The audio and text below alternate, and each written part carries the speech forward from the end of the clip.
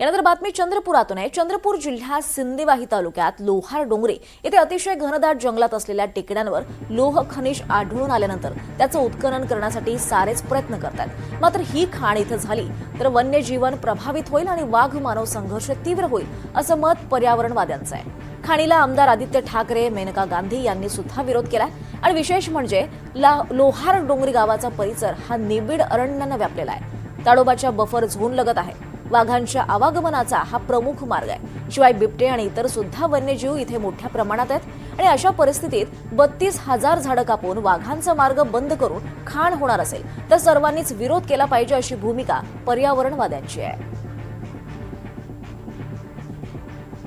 गावामध्ये त्यासाठी आमची इच्छा आहे किंवा पहाडी चालू झाली पाहिजे म्हणून इच्छा आहे आमची। आपल्याला तर त्याच्यापासून काहीच फायदा नाही। ते व्यापाऱ्याचा ठेकेदाराचा फायदा होईल त्याच्यामध्ये। आता लहानसा गावा येथे व्यापार नाही, त्याच्यामुळे त्याला थोडा बहुत रोजगार भेटेल। लहान गाव आहे तर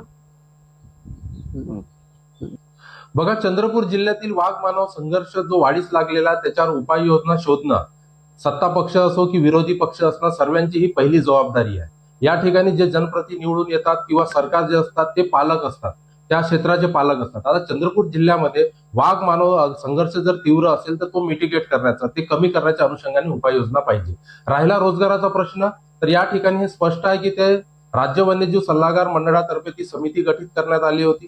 त्यामध्ये अहवाल स्पष्ट आहे की ॲपमध्ये 120 जे रोजगार आहे ते अस्थायी स्वरूपाचे आहे आणि परमनंट स्वरूपाचे आहे 32 रोजगार।